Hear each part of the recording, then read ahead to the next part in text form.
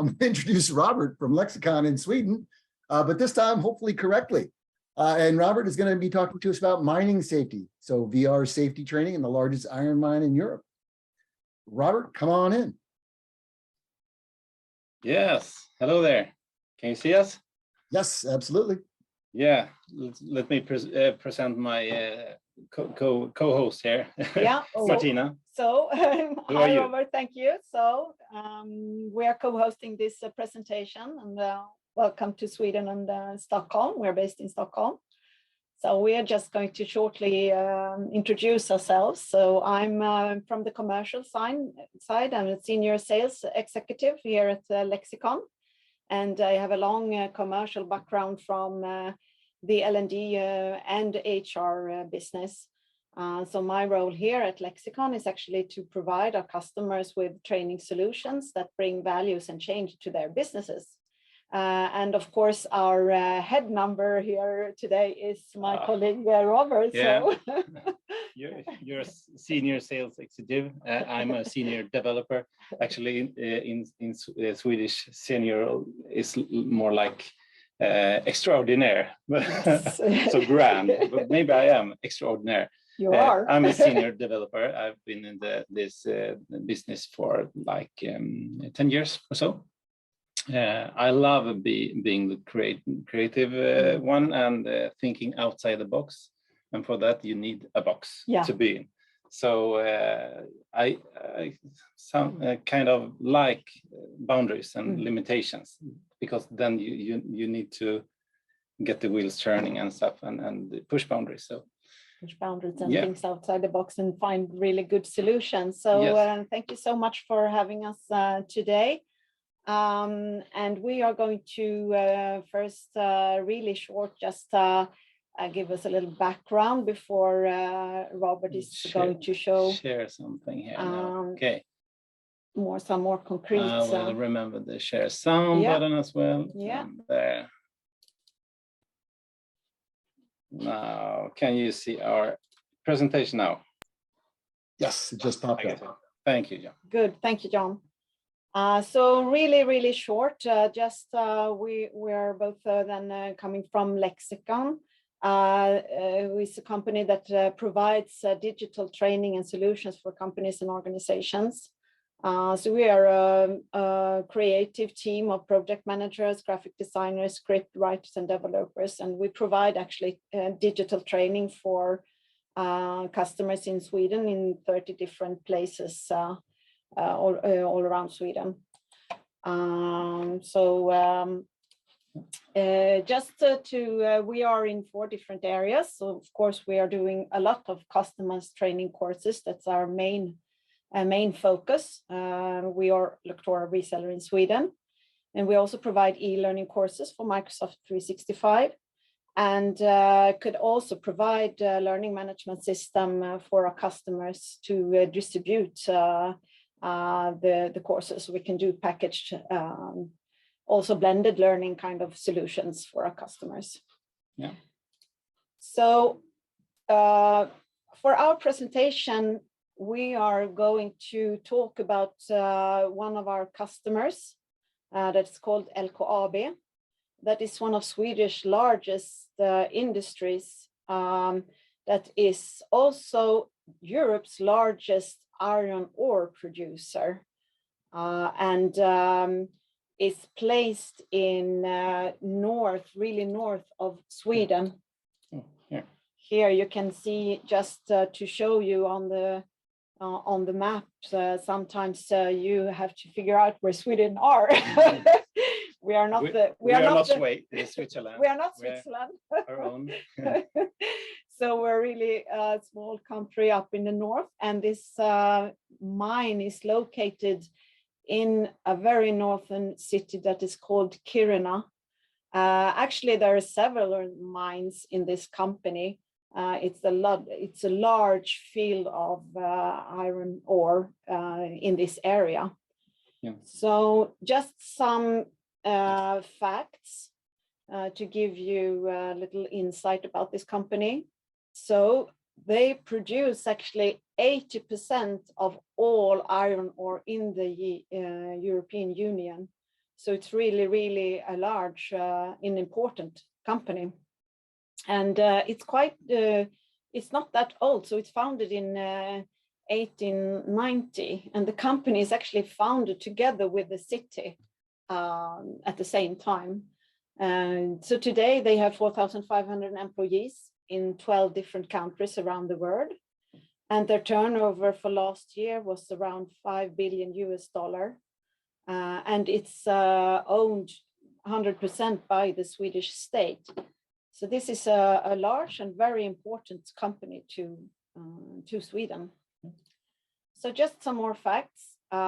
This is really interesting. And also before Robert is going to show you a more concrete example of how we have supported this customer in the training areas, we just wanted to take you through this headline. We are moving a town. This is actually from their site, this customer site, because this company needs to claim more land for their ore mines. And for this, the current city center of the city Kiruna has to be phased out. They have to actually move the city 3,000 meters to the east. Yeah. So there they're going to develop a new city center, actually. Yeah. So this is this made big headlines internationally also, because a lot of people were interested. This will affect 6,000 people will need to move. 3,000 homes will be phased out or moved. And 450,000 square meters of public and commercial premises are affected. And this project, this enormous project, will be finished in 2035. And we just want to start also to show you a short part of a film to demonstrate a little bit more efficiently about the area and what this project means. So yes, we will take you into that.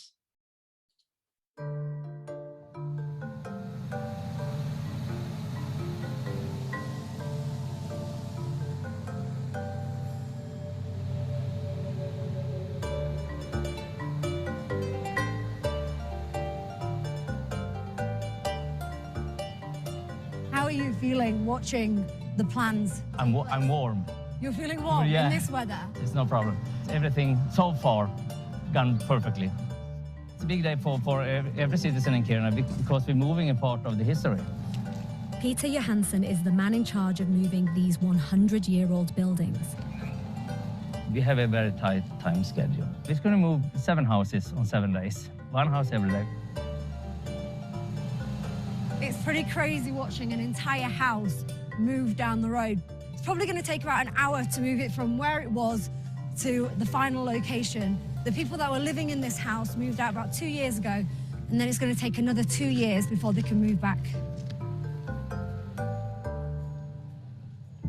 Kiruna was founded in 1900 by miners at what turned out to be the largest underground iron ore mine in the world. Only now, the mine threatens to destroy the town of 23,000 people that grew out of it.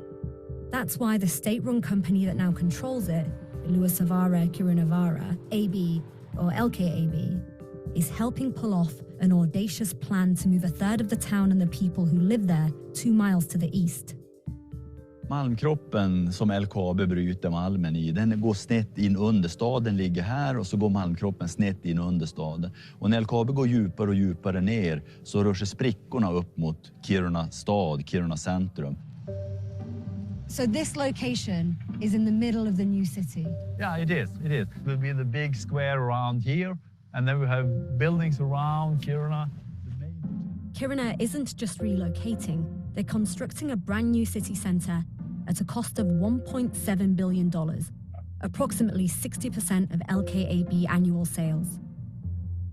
Det är svårt för folk som kommer hit och ser det här. De har svårt många gånger att förstå att hur kan man låta gruvbolaget riva bort hela stan? Man får riva bort hemmen. Jag brukar förklara det med att LKAB, det är lite grann det är som våran mamma. Och LKAB, hela Kirunas ursprung beror på LKAB och på malmen. Även om det är en oro och vissa problem, så är det ändå en otrolig möjlighet det här för Kiruna, det måste jag säga. Okay, let's go back just a bit here to a little detail. Okay. So like here, this church will be moved in one piece. That's really cool. They won't take it apart. They will move it in one piece. Quite extraordinary, I believe. Okay, next page here. Yeah, so from this film you can really understand that it's a huge project, as a large impact, but actually your LKAB, the customer, is working very closely to the municipality of the state there to find good solutions. So it's really important. And so we are very honored to be a training partner with LKAB, with these customers. We've been working with them for a couple of years now. Yeah. And of course, as you can all understand, safety is a very large focus for this company in different areas. So we are working with training exercises in different areas, incident management, of course, with all the different kind of machines that they are using inside the mine, rescue chambers. You will also see that concrete examples from Robert will show you, fire protection. And also the focus of today's also is underground track safety. So this is the different areas. And this after this short presentation, Robert will take us through some more specific parts of a couple of our courses that we have made for LKAB. Yes. Let's take up one course here. I will sort my windows up here. We have multiple desktops here, so I have some time to. Okay, here we are. Yeah, like you said, many of our courses for LKAB are has to do with safety, and often you won't even have access to the mines or entering parts of the mine before you have taken these courses. And of course, it's associated with so many risks going in there. And if you don't know where to go and how to handle machinery, it could be a fatal outcome, of course. So. E-learning in general is, of course, a great tool for training prior to entering the mines. And in particular scenario, VR is a great tool here. So you can go around and feel, help me with the words here, orientation about the area, so that you know where to walk and stuff. And also you can simulate some events like accidents, fire, smoke and stuff. So it's actually mandatory for the staff to take these courses actually before they... Yeah, this course is a safety and underground course. Many of the courses are made in Swedish, but as you said, they have many employees all over the world, and many are only English speaking going into the mine. So this is also translated. And as you said, you have to do this entering this specific mine. We can take a look at this first trailer. Our mines are unique in many ways. What really happens underground if there is a fire? If an accident should happen, do you know who to turn to? Where to go? How to increase your personal safety and act correctly when it comes down to it?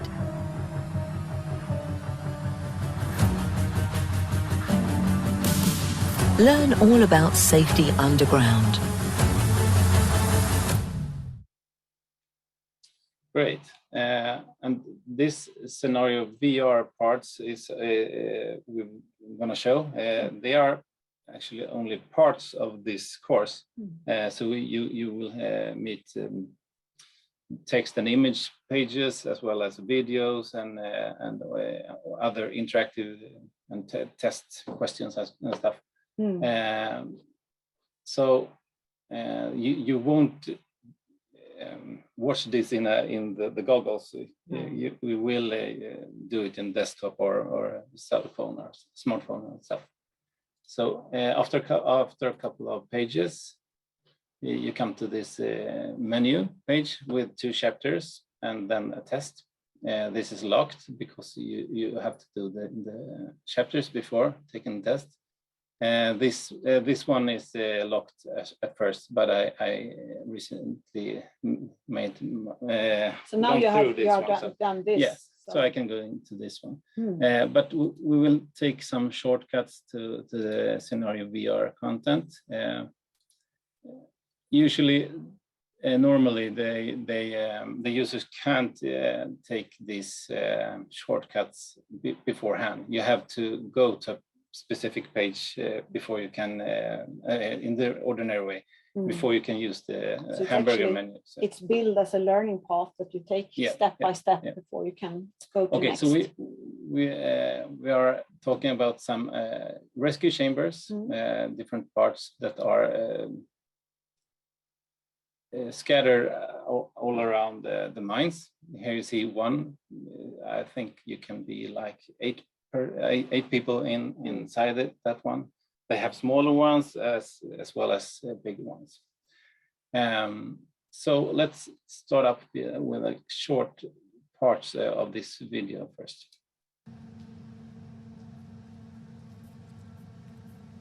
How to act in case of emergency in Respetra. The first thing to do is open the holder for rubbish and leave your clothes on the ground outside the chamber. This is because clothes can be contaminated if you have been in contact with fire smoke. Okay, go forward a little bit.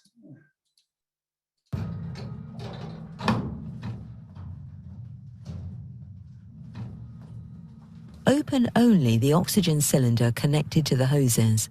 Keep an eye on the manometer and turn off and switch to a new oxygen cylinder if necessary. Then make your way to the largest space. Remember not to have both doors open at the same time. They should act as a lock function. And maybe a part down here. What to do inside the chamber. Cassette. Insert the filter cassette into the air purification unit. After 8 hours, replace the air filter. Yeah. To the hoses. Of course. So after you have seen what to do inside this, you will be able to go to the scenario VR part. First of all, something I missed earlier. When there's accident in a building, like a fire, and the smoke go up, heat go up, you evacuate by going down and away from the building. But in a mine, of course, exit is up, but you can't go up, you can't ascend before because the smoke will go with you. So it's not a good idea. No. So often you have to go more down and seek up these chambers for to take refuge in. So okay, let's go into this part. Okay, so here is the first part of this rescue chamber, and we have these hotspots where you can read, and if you want, you can Holder for rubbish. Listen to it. And when you're done here, you can go into the next part of the small chamber. Here you can sit and wait for help. It could be some quite many hours in there, maybe, I don't know. They also put in a fake window here, so you feel like you're on the surface. Okay, so when you have read all these, you can go forward. You see these numbers, they are the order you have to do stuff in. So you made two things beforehand, and then you should click on this one with the cassettes inside these boxes is supposed to go into your air purifier here, and you set the oxygen level here, and then you call for help. And of course, there are some points. They point out the first aid kit and stuff, and then lastly, you keep calm. You sit down and wait for help. And you see these check marks. I really like helping the user to see what hotspots has been clicked. Especially when it's so many in one scene. Is it only two? Well, of course, it's not that big of a deal. This is a help as well. How many have you left? Okay, did I skip the last part here? I guess I did, or maybe it's a cache problem here. Because when you have done the last one, you get an message, the sign saying, okay, you're done with this part, this scenario. Let's move on to the next page. So, because this is only a part of a bigger course, e-learning course. It's good to know as the user when it's expected to go to the next page and stuff. Okay. So after a couple of pages, we go back to the Respetra. And now it's serious business here, and you will test your knowledge. And so now it's more like a test here, Robert. Yeah, okay. So firstly, I remember you should open the hold of rubbish here. Next, you should set the oxygen flow here, open it. Yeah, okay. So next, go into this part. Okay, what to do now? I will sit and wait for help. No, that's not correct. Another step comes first. Okay. What was it? The cassette goes in here. And then I'm just speeding through. You won't have the time to read all things here. Set oxygen flow, call for help. And now we will sit down and play some cards. Board games here. Keep calm. And here you got this. Okay. So for our spectators, so actually you get the film first where you can see the scenario. And then you can actually go through all the hotspots and click to them. Learn by them in your pace. In your own pace, And then you actually get a test to know in which order you should do things when you get to the channel. Do they actually provide playing cards down there for them? I believe they have some games that, of course, they have some food as well. I'm just interested. Yeah, that's just interesting. Great. I will take another example here. Kan du se om vi missar någonting?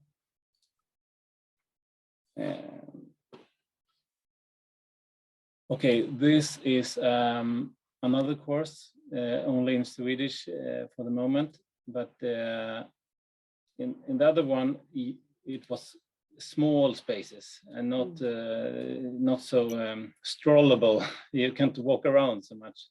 But here's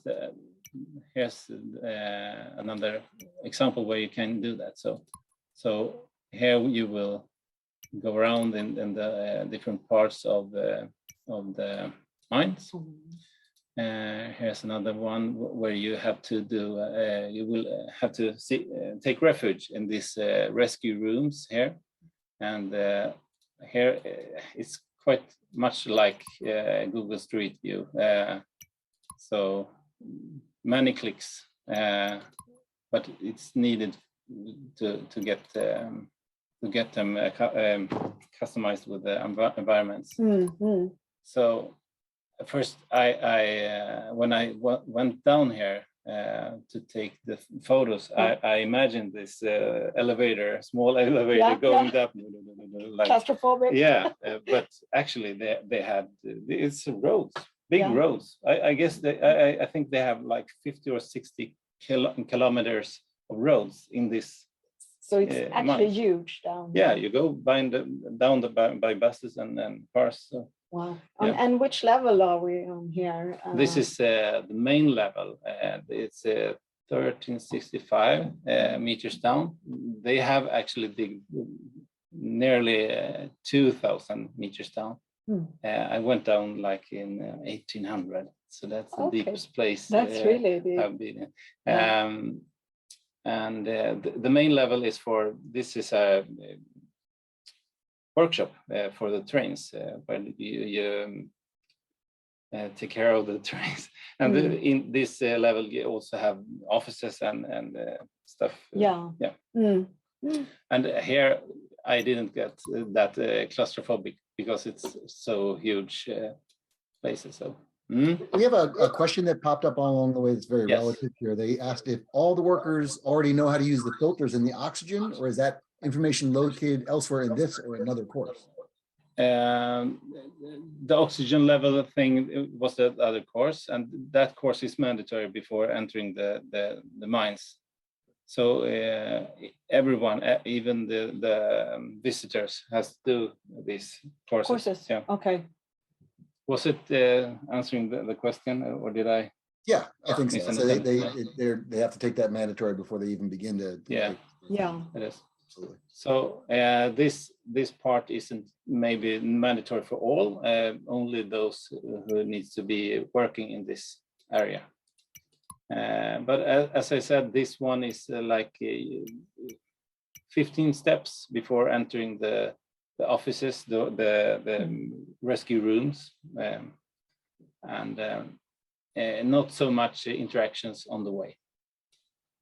Another one in the same course. Here I have used padlocks to show you can't go there yet, but you will be able to do that later on. There you have a picture on the train. That's nice. Yeah, that's a train going in. And here's a hotspot you need to click on before even be able to go here. But if you do, I use the auto pan function, as Carlo you talked about before, helping and guiding the user to do the right things. So you read about the passage, the gates here, and now it's open. Move on. Okay. I move on, and here is the same things here. You read about this important stuff, and then you go up. And here we are. I have a platform, a long platform. Really long platform. Yeah. But it's interesting, just to stop you a little bit here, Robert, because we're following here in this space, but we don't see you. We don't see any people. I shouldn't be in the picture. Vehicles. Actually, okay. How have you been able to make this? We have used the Ryko thetas that you seen before. If you see my camera here, this is the older brother CZ1 without the red dot. I have looked at the other ones as well, and like you said before, outside you got this red dot from the sun. But this hasn't that problem, I believe so. So this is mounted on a tripod, and I often go around the corner. And Robert, what camera is that? I couldn't see what brand of camera is that? What brand? The Ryko thing. The brand. The brand, the Ryko, Ryko Theta. Okay. Yeah, and of course, I control it with my smartphone, and but in some places it could be really huge, and there are no spaces to go around around the corner or up here. But I couldn't go away that much, so then I took two photos. I stand here, took one photo, and then I walked over to the other side of the camera and got another photo. Yeah, here's some difficulties with the lighting, even with this bigger brother. Okay, but I was standing here and in another photo over there. So in Photoshop, I just merged them so I could remove myself. So you're using different techniques actually in the course. Yeah. Do we have, what's the time here? Do we have time to take a quick view on a Photoshop? Plenty of time. Yeah. Okay. I will just move this one to, okay. Here's an issue. Oh, cool. It's no big problem. This is my tripod. And many of you may know this already, but it's quite easy to get rid of this. So in Photoshop, I go to this one and use this layer to create a panorama layer. Now I can go around like this. Okay, it's laggy when zooming here as well. I should go like that. Okay, here I have my hard. Okay, so here's my tripod, and I will just do like this. And then I right-click this and fill, and instead of what did I click on? I have it on my other here. Okay, instead of the foreground color or black and white and stuff, I just use this content aware and voila, like that. Good. And then you get rid of the tripod. So of course, if you have 100 pictures, it takes 100 times longer time here. But I think it's a really good result. Yeah, that is actually some great stuff. Hopefully everybody. Yeah, the content aware is really that one is a good one to know for sure. I have seen very many VR contents that they when they have the logo down below, and that I guess it's often used when you have cameras that don't take the picture all the way down. And also maybe to cover the tripod as well. So there's a question here. It says, do you use just still photos or do you use any 360 video? And then what was the decision process? Why you use photos versus video or we didn't have so much time in this the parts of the mines. They have time consuming. They needed time for producing the ore, the mine, the iron ore, of course.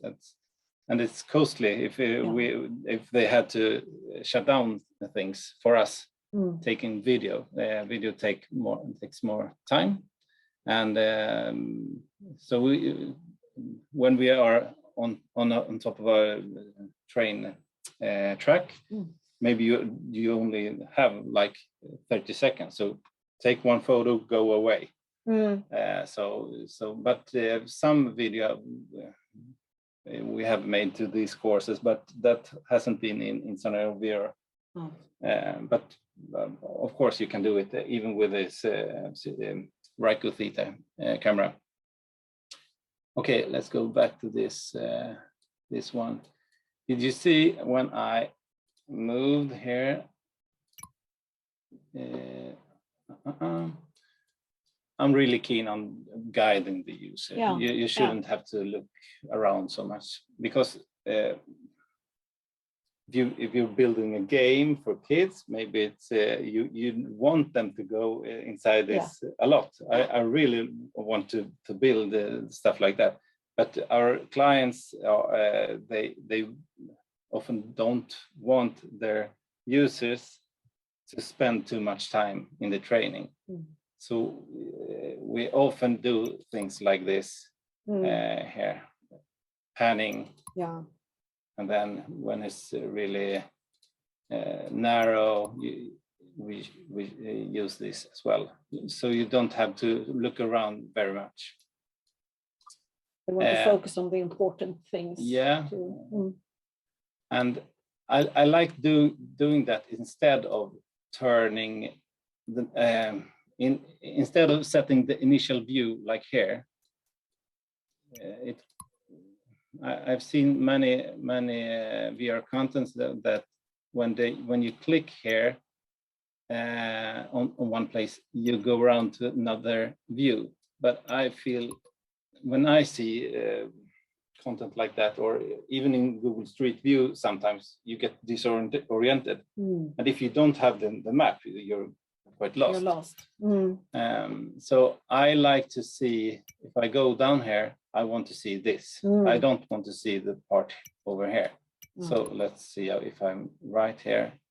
Yeah, you have these boxes, things you have gone down to. So yes. See if I have something else. Okay, here I have been around in a long circle doing stuff, like 20 scenes, and then I have come back to this place. Beforehand, it was a padlock here, but now I can move on.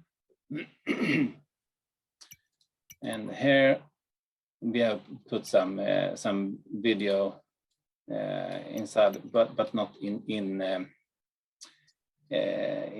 VR.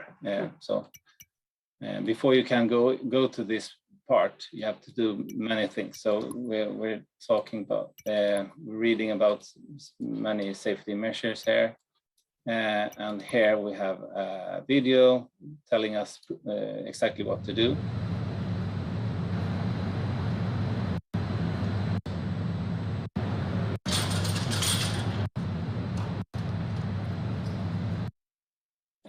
And then afterwards, you should open the gate, but it's padlock here. Okay, what to do first? Yeah, like that. I have to read that. And I often use this pan thing, so you can see what to do. So, great. So you're actually forcing the user first to do security measures before they can move on, actually. Yeah. I'm just gonna have to look at my papers here if I missed something good.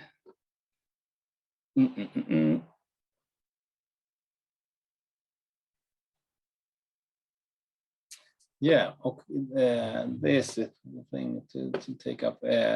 These pop-ups, they are actually not in Scenario VR. I know you can build beautiful pop-ups in there, but we, because this VR content, they are only a part of a bigger training.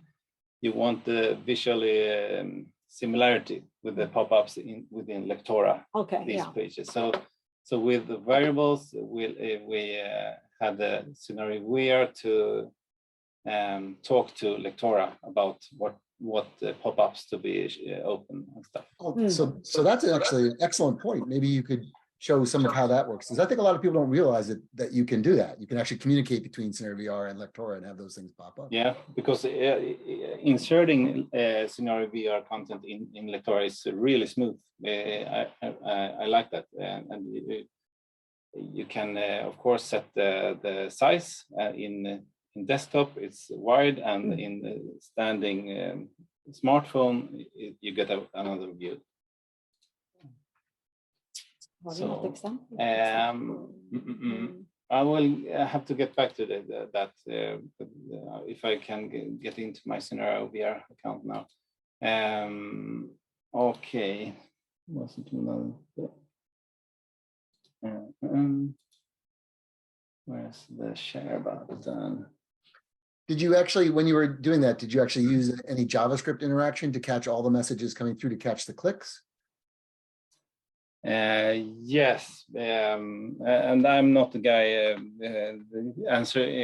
that can answer all that stuff. We have I have a colleague that are more nerdy when it comes to the coding. So he has taken part of that. There's definitely a bit of nerdiness involved. It's yeah, okay. it is.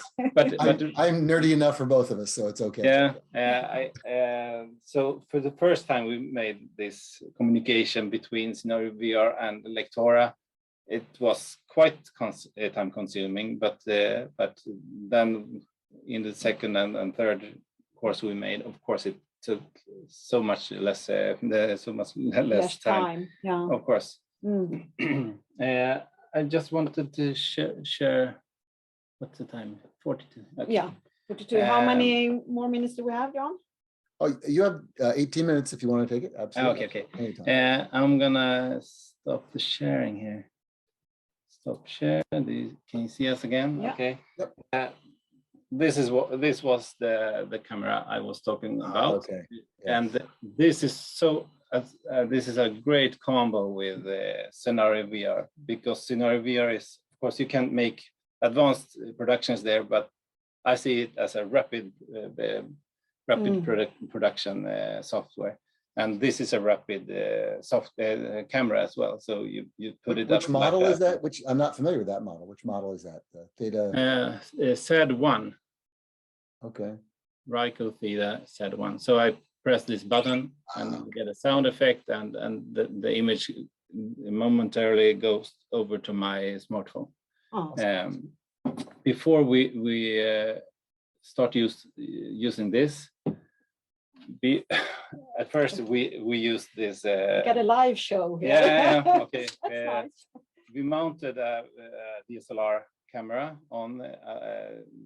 It's a camera head for tripods where you can turn the camera in specific angles. So we took like 15 pictures in this angle, and then 15 in slightly up, and circles all around. So maybe we had like 80 pictures that we stitched together to build one sphere. Oh. It was really time consuming. There are good software for that, but the thing with this one, it takes some time to take. Yeah. You can't take this now down to the mines and wait for the stop the trains. No. So and the stitching could be quite tricky as well. But of course, it's beautiful results. And we used another software for that. In Scenario VR, you can't zoom in, so we didn't. It's on my wish list. I hope you add that feature later on. But it's so complicated using this. We also tested this rig as well. Many of you recognize this case. It's for a GoPro. So we have 6 GoPros all around here, and we can take photos and also video as well. And we mount it on a vehicle or something. You have all of the cool toys, don't you?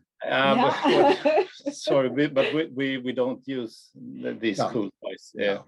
But I would imagine with all the stitching that would have to take place, you'd have some stitch lines left visible in the picture with those setups, right? Or no? Is the stitching software that good? Or it's quite tricky. One time I used this for video. One of these cameras was just off. I haven't been clicking it in altogether. Okay. So like hours of filming went down the toilet. Down the drain. Yeah. So, but and also it's quite tricky. You have to open this up, charging the batteries and removing the memory cards and that. So much setup for this, even if it's a great result. So back to this. Where is it? It's there. Yeah. So I really love it. Yeah. because you also have to be very efficient when you have been working down in the mine. Yeah. Because we're traveling quite far also up north, so we have to be efficient and get what we, and they still have all the production in Yeah. use when we're working in the mine, so That's true. yeah. Yeah.